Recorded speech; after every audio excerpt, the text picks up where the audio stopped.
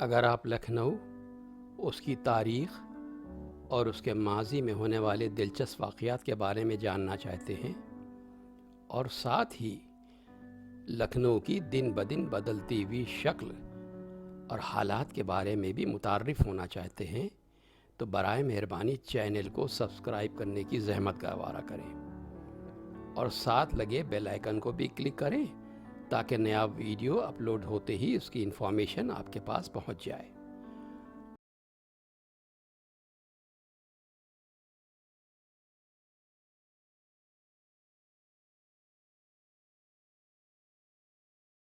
پیش ہے لکھنؤ کے دربار شاہی کی ایک جھلک، یعنی بیگمات یا رانیاں تو سدا تھے، مگر ان میں سے چند خصوصیت کے ساتھ ذکر کے قابل ہیں، جیسے نواب سلطان بہو صاحبہ۔ یہ ملکہ خوش صفات صاحب عالم مرزا سلیماں شکو خلف سوئمی حضرت شاہ عالم ثانی بادشاہ ہند کی دختر نیک اختر اور حضرت اکبر شاہ ثانی کی حقیقی بھتیجی تھیں۔ ان کے والد البزرگوار دہلی سے آصف الدولہ وزیر الممالک کے عہد میں آئے اور یہی اقامت پذیر ہوئے۔ نواب آصف الدولہ سعادت علی خان مرحوم اور غازی الدین حیدر یکے بعد دیگرے مسند نشین اور سعادہ وزارت ہوئے، اور شاہزادہ موصوف الصدر بڑے اعزاز و احترام سے لکھنؤ میں رونق افروز ہوئے۔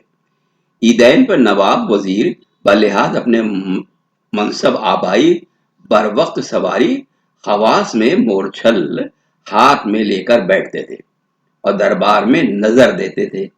جب مارکوئس ہیسٹنگز کی تحریک سے غازی الدین حیدر نے خطاب شاہی اختیار کیا، صاحب عالم کو نہایت ناگوار گزرا، مگر مصلحت وقت سمجھ کر خاموشی اختیار کی اور ملاقات سے اجتناب کیا۔ کچھ عرصہ بعد شاہ زمن غازی الدین حیدر نے اپنے ولی عہد نصیر الدین حیدر کی شادی کا پیغام صاحب عالم کے پاس بھیجا۔ یہاں سے بسد اکراہ انکار کلی ہونے پر نواب وزیر الممالک نے بعض محلات اور رفیق الدولہ گلزار علی خان وغیرہ مصاحبین صاحب عالم کو طمع دنیا دے کر سبز باغ دکھایا کہ نوازش محل محبوب صاحب عالم نے اس اہم کا بیڑا اٹھایا اور کئی ماہ کی کوشش کے بعد صاحب عالم کو اس پر راضی کر دیا۔ چنانچہ 1825 عیسوی میں بتحمل اور احتشام شاہانہ سلطان بہو کی شادی مرزا نصیر الدین حیدر سے ہو گئی۔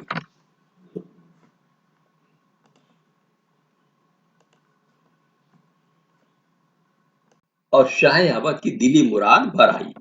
شہزادی کا مہر 5 کروڑ روپے مقرر ہوا اور ان کے والد کے لیے جو پیشتر سے 6,000 روپیہ ماہوار برائے میوہ خوری مقرر تھا، اس میں 6,000 اور اضافہ کا اقرار ہوا، مگر بعد مطلب براری کے ایفائے وعدہ نہ ہوا اور انجام کار صاحب عالم کو جو جون 1828 عیسوی میں بدرجوہ مجبوری لکھنؤ کی اقامت تر کر کے آگرے میں سکونت اختیار کرنی پڑی۔ مشہور ہے کہ اس شہزادی کو اپنے باپ کی بے بسی اور سوتیلی ماں کی خود غرضانہ کارروائی کا ایسا سخت صدمہ ہوا کہ اس نے اپنی تمام زندگی یاد خدا میں بسر کرنے کا مصمم ارادہ کر لیا اور شادی کے بعد کبھی اپنے شوہر نصیر الدین حیدر کو اپنی استراحت گاہ میں قدم رکھنے نہ دیا، کیونکہ وہ اس کو بسبب نقص حسب و نسب قابل نہیں سمجھتی تھی۔ انہی اسباب سے ان کے ساتھ ہمیشہ نہایت برا سلوک خود بادشاہ اور ان کے اہالیان خاندان کی طرف سے ہوتا رہا۔ شروع میں اخراجات محل کے لیے صرف 20 روپیہ یومیہ مقرر تھا، بعد ازاں 1,000 روپیہ ماہوار مقرر ہوا۔ یہ اپنے محل میں بطور قیدی کے نظر بند رہتی تھی اور دیگر بیگمات اور اپنے عزیزوں سے ملنے کی ان کو مطلق اجازت نہ تھی۔ پیش خدمتیں اور ملازم جو آپ کے میکے سے ان کے ہمراہ آئے تھے، یکے بعد دیگرے ذلیل خوار کر کے نکالے گئے۔ ریزیڈنٹ لکھنؤ کی بیوی نے مسٹر فینی فاکس سے 1830 عیسوی میں یہ بیان کیا تھا کہ سلطان کی بہو ایسی حسین عورت ہے کہ میں نے اپنی تمام زندگی میں اس سے زیادہ حسینہ اور جمیلہ نہیں دیکھی۔ 1830 میں ان کا سن 16 یا 17 برس کا تھا اور شادی کو 5 برس گزرے تھے۔ فینی پارس لکھتی ہیں کہ چونکہ میں نے ان کی بہن کو دیکھا ہے، اس لیے میری رائے یہ ہے کہ ریزیڈنٹ کی بیوی کا خیال مبالغہ پر مبنی نہیں۔ تاریخ ایواد میں صرف ایک موقع پر ان کا ذکر آیا ہے، نصیر الدین حیدر کے انتقال کے بعد، جب بادشاہ بیگم صاحبہ زوجہ غازی الدین حیدر نے فرید و بخت منا جان مثنوی فرزند مرحوم کو مسند نشینی کرنا چاہا تو اس کے دعوے کی تقویت اور استحکام کے لیے بہو بیگم کی امداد چاہی۔ چنانچہ ان کو محل سے کشا اپنے ہمراہ لے کر بارادری میں جہاں شاہی تخت تھا لے گئی اور فرید و بخت کو ان کی موجودگی میں تخت نشی کر دیا۔ مگر 2 ہی سال بعد سپاہ باغی کو جو بادشاہ بیگم کے صاحبہ کے ساتھ تھے، نواب نصیر الدین حیدر شاہ متوفی کے چچا نے بآنت ریزیڈنٹ بارادری سے نکال کر بخطاب محمد علی شاہ تخت سلطنت پر جلوس فرمایا۔ بعد ایکسیشن آف اسٹیٹ یعنی بعد انتزاع سلطنت، سلطان بہو صاحبہ کو کربلائے معلیٰ جانے دیا گیا اور وہیں کچھ عرصے کے بعد ان کا انتقال ہو گیا۔ اب سنیے دوسری محل کا حال، جن کا نام نواب ملکہ زمانیہ ہے۔ اصل نام اور حسب و نسب کی نسبت تاریخ سے صرف اسی قدر معلوم ہوتا ہے کہ کسی ادنا طبقے سے تھی۔ سن بلوغ پر پہنچ کر رمضانی چرکٹے سے شادی ہوئی، مگر دونوں میں نا اتفاقی رہی۔ انہی ایام میں کچھ عرصہ ایک سرائے میں دانا پیس کر ایام گزاری کی، یہی ان کا لڑکا مسمی ٹلوا پیدا ہوا۔ بعد ازاں مرزا جواد علی بیگ کی محضرہ میں 8 آنا ماہوار پر ماما گیری کی، یہی ایک لڑکی بھی ہوئی۔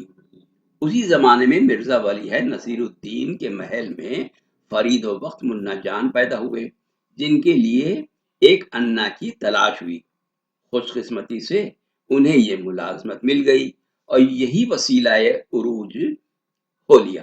اس وقت ان کی عمر 40 سال کے قریب تھی۔ رنگ سیاہ، بدن فربا اور بہت بھدا تھا، لیکن تھوڑے عرصے میں اپنی چرب زبانی اور ہوشیاری سے انہوں نے بھولے بھالے ولی عہد کو موہ لیا اور یہ اقتدار حاصل کر لیا کہ داخل محل ہو گئی۔ غازی الدین حیدر کے انتقال پر جب مرزا ولی عہد بادشاہ ہوئے تو حسب قرارداد ثابت انہیں خطاب ملکہ زمانی عطا کیا اور ان کے بیٹے ٹلوا کو، جو بر وقت ملازم شاہی میں 3 برس کا ہو چکا تھا، بادشاہ نے اپنا بیٹا اور ولی عہد بنایا اور خطاب کیوان جاہ عنایت کیا۔ اسی طرح اس کی شیر خوار بہن نواب سلطان عالیہ کے لقب سے مشہور ہوئی اور اس کا شمار شہزادیوں میں ہونے لگا۔ نواب فتح علی خان، وارث علی خان 2 بھائی بنارس سے پریشان ہو کر آئے۔ وہ نواب ملکہ زمانی کے بھائی مشہور ہوئے۔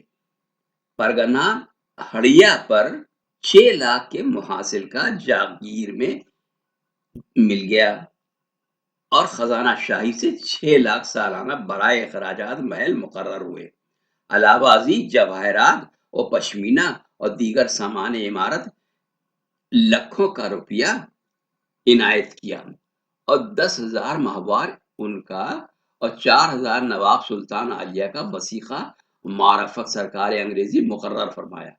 نواب سلطان عالیہ کی شادی نواب نصیر الدولہ، جو بعد میں محمد علی شاہ ہوئے، کے پوتے نواب ناصر الدولہ اصغر علی خان کے بیٹے نواب ممتاز الدولہ سے بشکوہ شاہانہ عمل میں آئی۔ ملکہ زمانی کا یہ دورہ ہوا کہ ایک روز تمام اقربائے شاہی حکم بادشاہ سے انہیں نظر دینے آئے۔ توأن کرہن نظر دی۔ نواب نصیر الدولہ کی جب نوبت آئی، آنکھوں سے مسلسل اشک جاری تھے، قدرت خدا کو دیکھتے تھے۔ پھر اسی خدا نے یہ دن دکھایا خود بادشاہ ہوئے۔ ملکہ زمانیہ کو سمدھم سمجھ کر بار بار بلایا، مگر یہ بھی بڑی نکتہ فہم تھی، ہمیشہ عذر علالت کہا اور آنے سے انکار کیا۔ سیر چشمی، سخاوت، خوشنیتی اور عالی حوصلگی میں بے مثل تھیں اور تمام بیگمات پر فوق رکھتی تھیں۔ اب تیسری محل نواب مخدرہ علیانہ والٹر سوداگر کی بیٹی تھی۔ بخش علی خاں ان کے باپ مشہور ہوئے۔ میاں گنج رسول آباد اور اناؤ 6 لاکھ کی جاگیر ملی۔